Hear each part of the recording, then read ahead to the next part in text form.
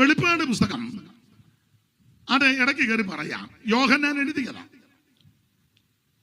ഈ വെളിപ്പാട് പുസ്തകത്തിലെ പ്രധാനപ്പെട്ട വിഷയം, വെളിപ്പാട് പുസ്തകത്തിലെ പ്രധാന വിഷയം, വെളിപ്പാടും ദാനിയേലും വെളിപ്പാടും ശാസ്ത്രവും വെളിപ്പാടും അന്ത്യകാല ശാസ്ത്രവും ഒക്കെ ചേർത്ത് പ്രസംഗിക്കുന്ന പഠിപ്പിക്കുന്ന ധാരാളം ദൈവഭൃത്യന്മാരുണ്ട്.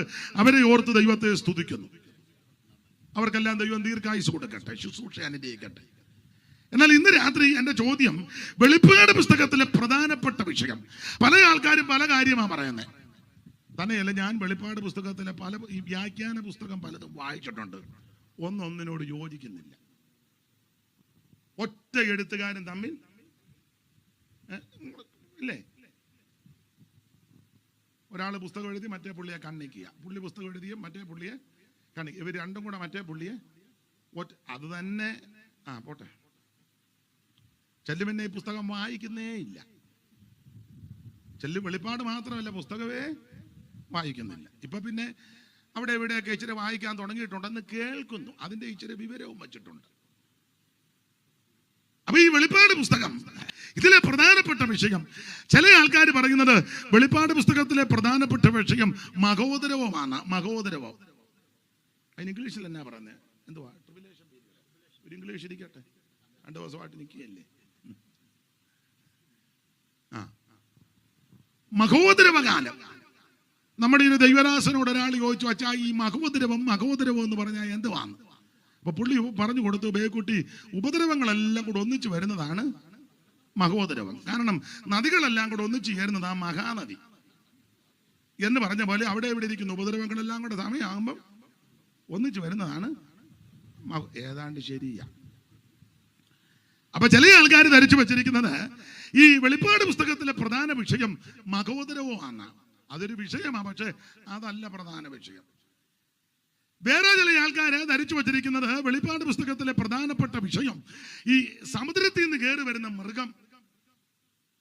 വെളിപ്പാട് പുസ്തകത്തിന്റെ ക്ലാസ് എന്ന് പറയുമ്പോഴേ അവർ ചിന്തിക്കുന്നത് മൃഗത്തെ പറ്റി കേൾക്കാം. ഇത് കേട്ട് കേട്ട് മൃഗത്തിന്റെ ഊര, എല്ലാ ദിവസവും മൃഗവാ. ഇത് കേട്ട് കേട്ട് ഒരു മയമോ ദയോ കനിവോ ആർദ്രതയൊന്നും പലർക്കുമില്ല. കാരണം ഈ പറയുന്ന പുള്ളിക്കിടെ കേൾക്കുന്നവർക്കും വിഷയം മൃഗമല്ലേ. വെളിപ്പാട് പുസ്തകത്തിലെ പ്രധാനപ്പെട്ട വിഷയം സമുദ്രത്തിൽ നിന്ന് കയറി വരുന്ന മൃഗം അല്ല, അതൊരു വിഷയമാണ്, പക്ഷെ അതല്ല പ്രധാന വിഷയം. വേറെ ചില ആൾക്കാർ പറഞ്ഞ വെളിപ്പാട് പുസ്തകത്തിലെ പ്രധാനപ്പെട്ട വിഷയം സൂര്യനെ അണിഞ്ഞ സ്ത്രീയാണ്. 12 സൂര്യനെ അണിഞ്ഞ സ്ത്രീ, അതൊരു വിഷയമാണ്, പക്ഷെ അതല്ല പ്രധാന വിഷയം. വേറെ ചില ആൾക്കാർ ധരിച്ചു വച്ചിരിക്കുന്നത് വെളിപ്പാട് പുസ്തകത്തിലെ പ്രധാനപ്പെട്ട വിഷയം 144,000 പേരാണ്.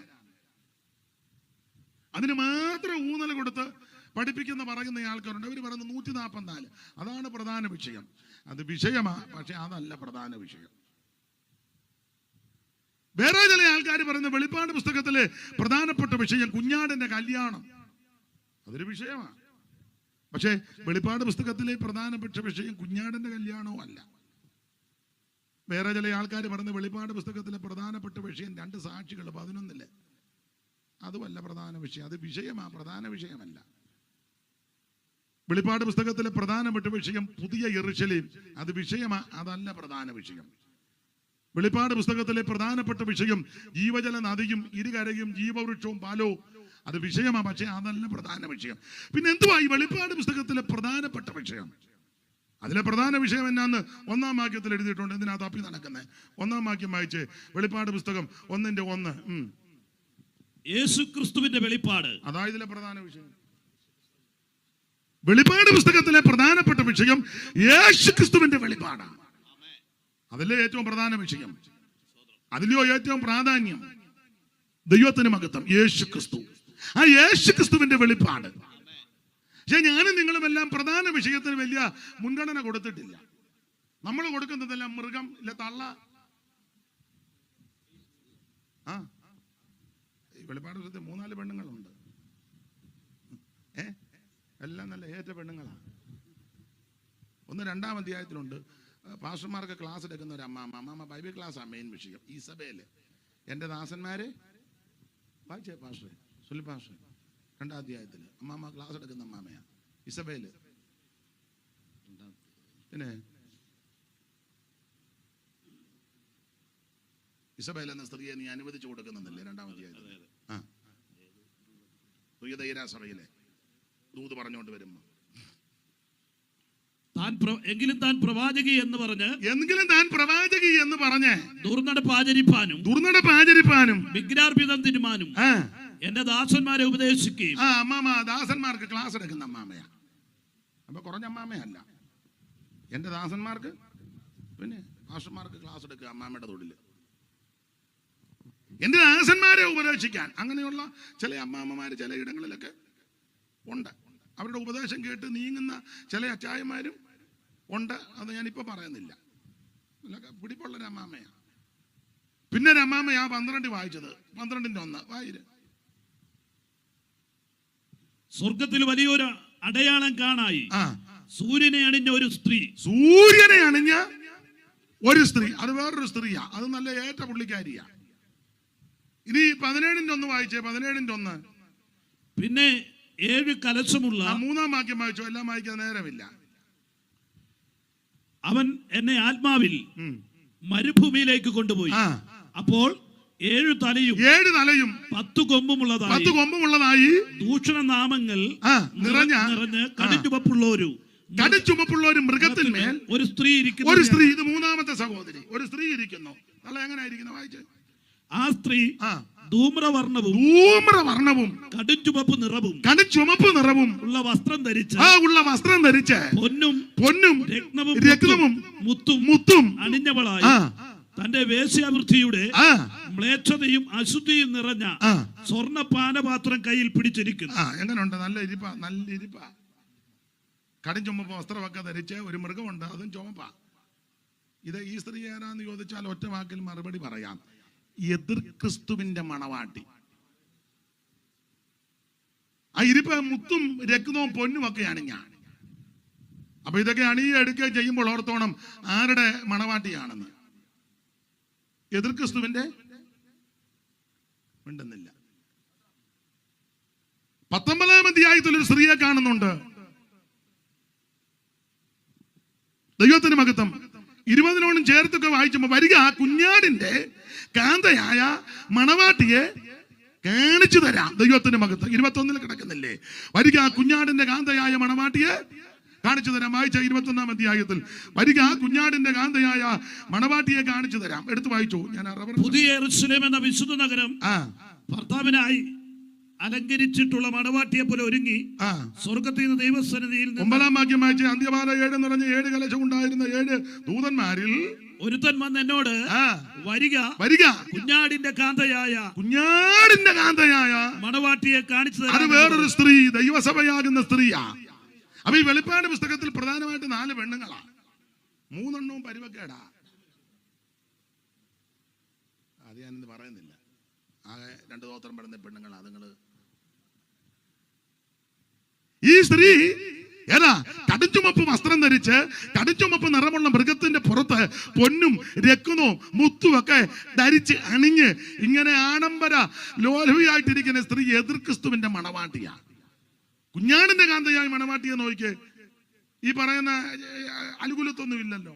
നീ കണ്ടതും 1 നീ കണ്ടത് ഇപ്പോൾ ഉള്ളതും 2 ഇപ്പോൾ ഉള്ളത് ഇനി സംഭവിപ്പാൻ 3 മേലാൽ സംഭവിപ്പാൻ. ഇങ്ങനെ ഇത് പകുത്തേക്കുന്നത്. നീ കണ്ടത് അതാ 12-ാം വാക്യം യേശുക്രിസ്തുവിന്റെ വെളിപ്പാട്. ഇപ്പോൾ ഉള്ളത് 2-3 അധ്യായത്തില് 7 സഭയ്ക്കുള്ള ദൂത്. അതിപ്പോൾ ഉള്ളതാ. ഇനി മേലാൽ സംഭവിപ്പാനുള്ളത് അത് 4-ാം അധ്യായം മുതൽ ഒറ്റവാക്കി പറഞ്ഞ 22 വരെ. ഇതാ ഇത്ര ഉള്ളു ഇതിന്റെ വിഭജനം. വെളിപ്പാട് പുസ്തകം തീർന്നു. നീ കണ്ടത് 1-ാം അധ്യായം. ഇപ്പോൾ ഉള്ളത് 2-3 അധ്യായം. മേലാൽ സംഭവിക്കേണ്ടത് 4 മുതൽ 22 വരെ. ഇതാ ഇതിന്റെ അധ്യായത്തിന്റെ വിഭജനം.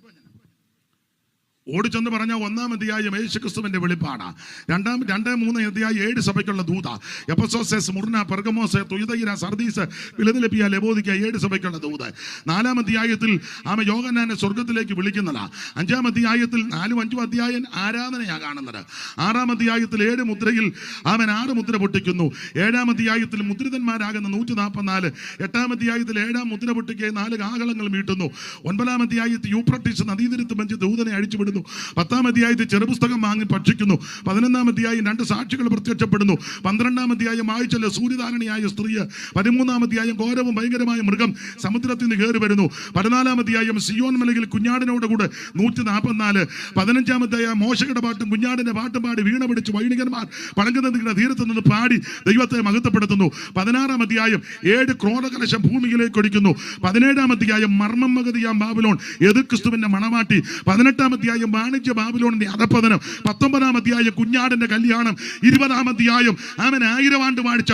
21-ാം അധ്യായം പുതിയ യെരൂശലേം ഭർത്താവിനായിട്ട് അലങ്കരിച്ച മണവാട്ടിയെ പോലെ സ്വർഗത്തിൽ നിന്ന് ഇറങ്ങി വരുന്നു. 22-ാം അധ്യായം നിത്യത. ഇതാണ് വെളിപ്പാട് പുസ്തകത്തിൽ ഓടിച്ചു പറഞ്ഞാൽ. പെട്ടെന്ന് നിർത്തിയേക്കാം. ദൈവത്തിന് മഹത്വം. നമ്മൾ 5-ാം അധ്യായത്തിന്റെ 9 വായിച്ചത് ഓടിച്ചു പറയാം. യോഹന്നാൻ അപ്പോസ്തലൻ പത്മോസിൽ നാടുകടത്തപ്പെട്ട് കിടക്കുക. നാടുകടത്തപ്പെടാൻ കാര്യം മറ്റൊന്നുമല്ല.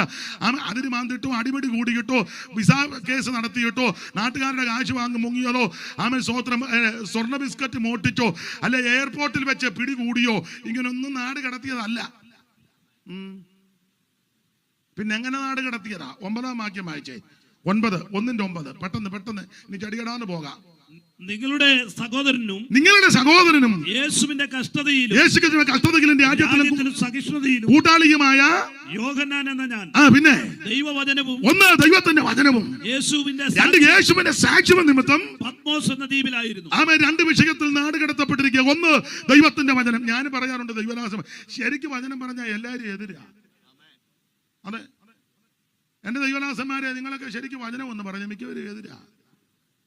പക്ഷെ എല്ലാരെയും ഒന്ന് സുഖിപ്പിച്ചും സന്തോഷിപ്പിച്ചും പറഞ്ഞ് എല്ലാവർക്കും വലിയ തൃപ്തിയാ. ഉപദേശമൊക്കെ ഒന്ന് പറഞ്ഞു. ഉപദേശം പറഞ്ഞ ഉടനെ പറയും അയാൾ കുറ്റവേ പറയുള്ളൂ. കുറ്റമാണോ? ഉപദേശമാണ്.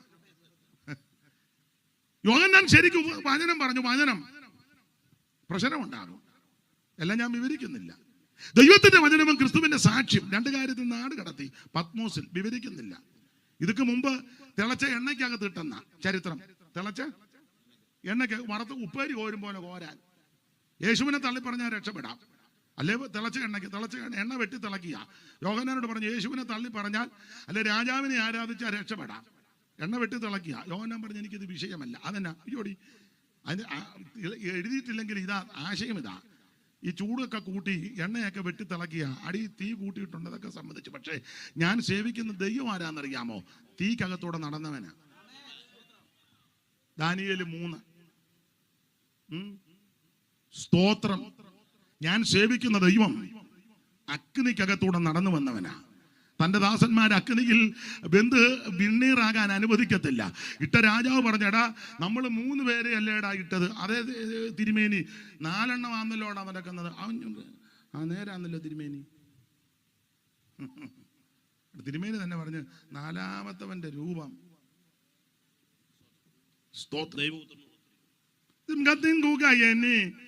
കേൾക്കാനും അഗ്നിയിലെന്നെ വലിച്ചെറിഞ്ഞാലും എന്തൊക്കെയാ നിങ്ങളെല്ലാം നനയാതിരിക്കുകയല്ലേ എന്ന്. മിക്കവാറും ഞാനും അങ്ങോട്ട് ഇറങ്ങി വരും. നമുക്ക് ഒന്നിച്ച് നനയാം. ദൈവത്തിന് മഹത്വം. നീ സേവിക്കുന്ന ദൈവം അഗ്നിക്കകത്തൂടെ നടന്നു വരുന്നവനാ. എന്റെ ഭാഷ പറഞ്ഞാൽ യോഹന്നാൻ അപ്പോസ്തലനൊക്കെ ചിന്തിച്ച് കാണും.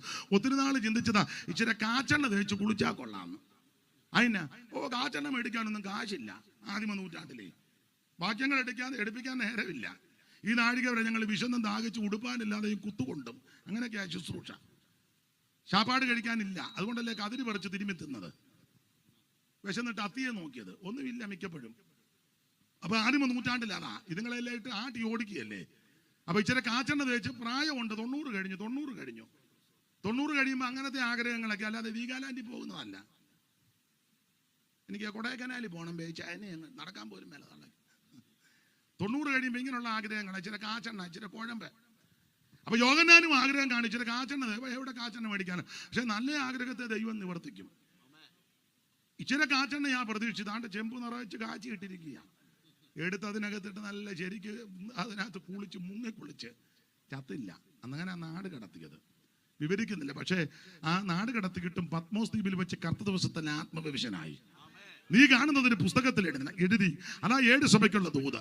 അപ്പോൾ 1 യേശുക്രിസ്തുവിന്റെ പ്രത്യക്ഷത, 2, 3 7 സഭയ്ക്കുള്ള ദൂത്, 4, 5 അധ്യായം വെളിപ്പാട് പുസ്തകം 4-5 അധ്യായം ആമേൻ സ്വർഗത്തിലെ ആരാധനയാണ്. സ്വർഗത്തിലെ അതാണ് 4-5 അധ്യായം. സ്വർഗത്തിലെ ആരാധന രണ്ടായിട്ട് പഠിക്കണം. 4-ാം അധ്യായത്തിൽ പിതാവായ ദൈവത്തെ ആരാധിക്കുന്നു. 4:11 വായിര് എന്ന് പറഞ്ഞാൽ സൃഷ്ടാവായ ദൈവത്തെ 4-ാം അധ്യായത്തിൽ ആരാധിക്കുന്നു. വായിര് കർത്താവേ നീ സർവ്വവും സൃഷ്ടിച്ചു, കർത്താവേ നീ സർവ്വവും സൃഷ്ടിച്ചവനും എല്ലാം നിന്റെ ഇഷ്ടം ഹേതുവാൽ ഉണ്ടായതും സൃഷ്ടിക്കപ്പെട്ടതുമാകയാൽ മഹത്വവും ബഹുമാനവും ശക്തിയും കൈക്കൊള്ളുവാൻ നീ യോഗ്യനെന്ന് പറഞ്ഞ് കിരീടങ്ങളെ സിംഹാസനത്തിന്മേലിടും. ആ കിരീടങ്ങളെ സിംഹാസനത്തിന്റെ മുമ്പിലിട്ട് പിതാവായ ദൈവത്തെ നമസ്കരിക്കുന്നു. വീടുന്നു പ്രിയനെ വാഴ്ത്തിടുവീൻ സിംഹാസനവാസികളും വീടുന്നു പ്രിയനെ. അറിയാവുന്ന പാട്ടാ, ചേർന്ന് പാട്.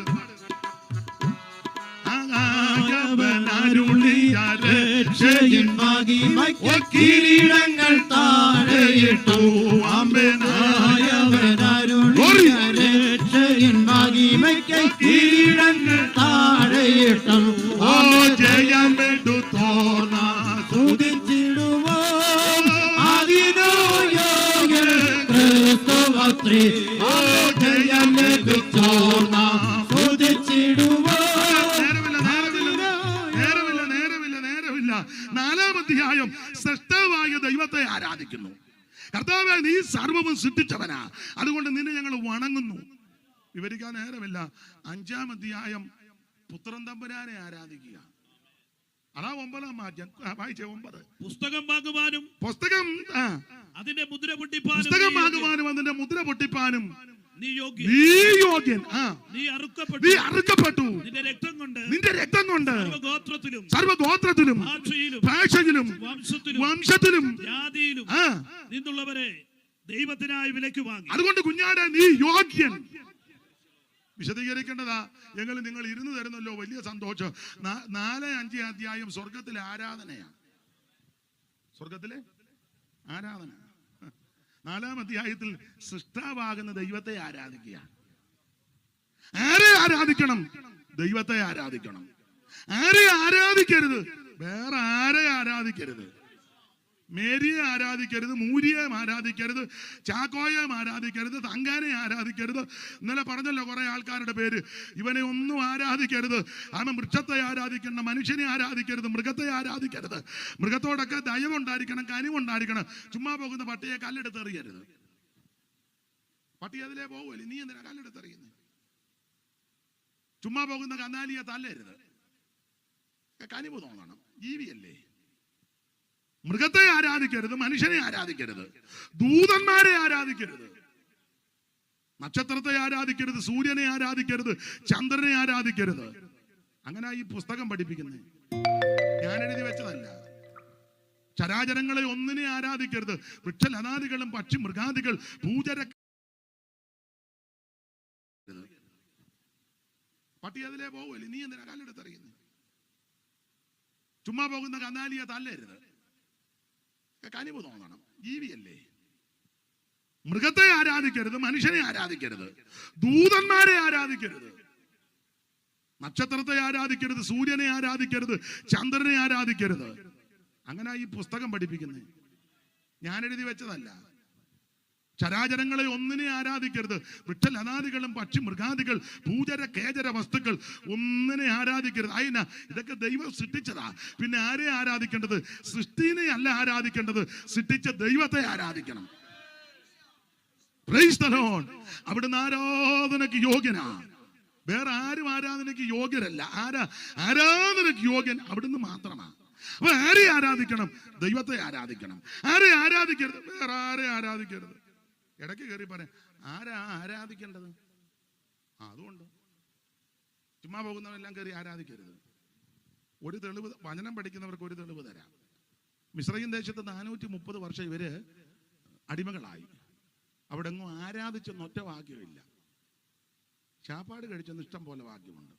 ഞങ്ങൾ മിസ്രയീമിൽ ഇറച്ചിക്കലത്തിന്റെ അതൊക്കെ ഉണ്ട് വാക്യം. തൃപ്തിയാകുമെണ്ണം കഴിച്ചു. വേറൊരു ഭാഗത്ത് പറഞ്ഞു അവിടെ നല്ല കോളായിരുന്നു, വില കൂടാതെ നിന്നുള്ള മത്സ്യം, വെള്ളരിക്ക, മത്തങ്ങ, ഉള്ളി, ചുമന്നുള്ളി, ചിറ്റുള്ളി എല്ലാം കൂടെ അടിച്ച് പെരുകി.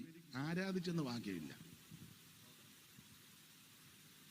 ഇഷ്ടികയ്ക്ക് മണ്ണ് കുഴച്ചു, കുഴയുണ്ടായിരുന്നു, കുഴയ്ക്കാനും കഴിക്കാനും ഒക്കെ മിശ്രൈമി നല്ല. പക്ഷെ ഒറ്റ ദിവസം പോലും ആരാധിച്ചെന്ന് കാണുന്നില്ല. ആരാധിച്ചത് എപ്പോഴാണെന്നറിയാമോ? അത് പറയാം. ഒരു കുഞ്ഞാടിനെ അടുത്ത് ചോരത്തിൽ ആചരിച്ചു, രക്ഷിക്കപ്പെട്ടവർ മിശ്രയും വിട്ടു, ചെങ്കടൽ കടന്നു, സ്നാനം, അക്കരെ കയറിയപ്പോൾ തപ്പെടുത്ത് നൃത്തം ചെയ്യാൻ തുടങ്ങി എന്ന് പറഞ്ഞാൽ മിശ്രയിൽമേ വെച്ച് ആരാധിച്ചൊന്നും ഒറ്റ വാക്യമല്ല. ആരാധിച്ചത് എപ്പോഴാണെന്നറിയാമോ? ചെങ്കടൽ കടന്ന് അക്കരെ കയറിയപ്പോൾ. അപ്പോൾ ആരാധിക്കണം എന്ന് ചോദിച്ചാൽ, ഒന്ന് ആരെ ആരാധിക്കണം? ദൈവത്തെ ആരാധിക്കണം. ആരെ ആരാധിക്കരുത്? വേറൊന്നിനെ ആരാധിക്കരുത്. ആരാണ് ആരാധിക്കേണ്ടത്? മാനസാന്തരപ്പെട്ട് രക്ഷിക്കപ്പെട്ട് സ്നാനപ്പെട്ട് മറുകര കയറി വേർപാട് പാലിച്ചവൻ ദൈവത്തെ ആരാധിക്കണം. ആരാധനകൾ ദൈവത്തിന് പ്രധാനമാണ്. വെളിപ്പാട് പുസ്തകം 4-5 അധ്യായം ആരാധനയാ, സ്വർഗത്തിലെ ആരാധന. 4-ാം അധ്യായത്തിൽ സൃഷ്ടാവാകുന്ന ദൈവത്തെ ആരാധിക്കുന്നു. 5-ാം അധ്യായത്തിൽ കുഞ്ഞാടിനെ നമസ്കരിച്ച് ആരാധിക്കുന്നു. ആ ഭാഗമാണ് നമ്മൾ വായിച്ചത്. കുഞ്ഞാട് ഒന്നുകൂടെ വായിച്ചേ, 9-ാം വാക്യം. പെട്ടെന്ന് പുസ്തകം വാങ്ങുവാനും അതിന്റെ മുദ്ര പൊട്ടിപ്പാനും നീ യോഗ്യൻ. നീ അറുക്കപ്പെട്ടു, നിന്റെ രക്തം കൊണ്ട് സർവ്വഗോത്രത്തിലും ഭാഷയിലും വംശത്തിലും ജാതിയിലും നിന്നുള്ളവരെ ദൈവത്തിനായി വിലയ്ക്ക് വാങ്ങി. അവർ അത്യുച്ചത്തിൽ അറുക്കപ്പെട്ട കുഞ്ഞാട്. അപ്പൊ ശ്രദ്ധിക്കുക, യേശുക്രിസ്തുവിനെ കുഞ്ഞാടെന്നും ദൈവ കുഞ്ഞാടെന്നും അറുക്കപ്പെട്ട കുഞ്ഞാടെന്നും കുരളറക്കപ്പെട്ട കുഞ്ഞാടെന്നും യോഗ്യനായ കുഞ്ഞാടെന്നൊക്കെ അലങ്കാര ഭാഷയിൽ ഉപമകളിൽ ഉപമാനങ്ങളായി ഈ പുസ്തകത്തിൽ രേഖപ്പെടുത്തിയിട്ടുണ്ട്. എല്ലാം വിവരിക്കാനും വിശദീകരിക്കാൻ നേരമില്ല. കടന്നു പോകുന്ന യേശുവിനെ ചൂണ്ടിക്കൊണ്ട് ഒരിക്കൽ യോഹന്നാൻ സ്നാപകൻ തന്റെ ശിഷ്യവൃന്ദങ്ങളോട് പറയുക, ഇതാ ലോകത്തിന്റെ പാപത്തെ ചുമക്കുന്ന ദൈവത്തിന്റെ കുഞ്ഞാട്. ഞാൻ അധികം വിവരിക്കുന്നില്ല.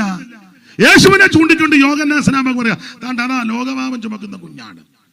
നിങ്ങൾക്കറിയാം, ഉൽപ്പത്തി പുസ്തകം 22-ാം അധ്യായത്തിൽ ഇസഹാക്കിന് വേണ്ടി യാഗമാക്കപ്പെട്ടൊരു കുഞ്ഞാടുണ്ട്. വിവരിക്കുന്നില്ല. പുറപ്പാട് പുസ്തകം 12-ാം അധ്യായത്തിൽ ഓരോ വീട്ടുകാർക്ക് വേണ്ടി അറക്കപ്പെട്ട കുഞ്ഞാടുണ്ട്. ലേവ്യ പുസ്തകം 16-ാം അധ്യായത്തിൽ 12 ഗോത്രങ്ങളുടെ പാപമെല്ലാം കൂടെ ശിരസിലോട്ട് വെച്ച് വിടുന്ന ഒരാടുണ്ട്. ഉൽപ്പത്തി 22 വ്യക്തിക്ക് വേണ്ടി അറക്കപ്പെട്ട കുഞ്ഞാട്. പുറപ്പാട് 12 കുടുംബങ്ങൾക്ക് വേണ്ടി അറക്കപ്പെട്ട കുഞ്ഞാട്. ലേവ്യ 16 10 ഗോത്രങ്ങൾക്ക് വേണ്ടി മാത്രം പാപം വഹിച്ചു പോകുന്ന ഒരാട്. എന്നാൽ യോഹന്നാന്റെ സുവിശേഷം 1:29-ലും 35-ലും വായിക്കുന്നത് വ്യക്തിക്കും കുടുംബത്തിനും ഗോത്രത്തിനും മാത്രമല്ല, മുഴു ലോകത്തിന്റെയും പാപം ചുമക്കുന്ന ദൈവത്തിന്റെ കുഞ്ഞാട്. ഇന്ന് രാത്രി സ്നേഹിത സുഹൃത്തെ, നീ ഏത് വ്യക്തിയുമാകട്ടെ, ഏത് കുടുംബത്തിലെയോ കുലത്തിലെയോ നിറത്തിലെയോ നിലവാരമോ, കാശുള്ളവനോ കാശില്ലാത്തവനോ, പണ്ഡിതനോ പാമരനോ ദരിദ്രനോ ആരുമാകട്ടെ, കറുത്തവനോ വെളുത്തവനോ ആരുമാകട്ടെ, പക്ഷേ എന്റെയും നിന്റെയും പാപത്തിന് പരിഹാരം വരുത്തുവാനാ യേശു പരമയാഗമായി തീർന്നത്. ഇന്ന് രാത്രി യേശുവിൽ വിശ്വസിക്ക്, നിനക്കും നിന്റെ കുടുംബത്തിനും രക്ഷ.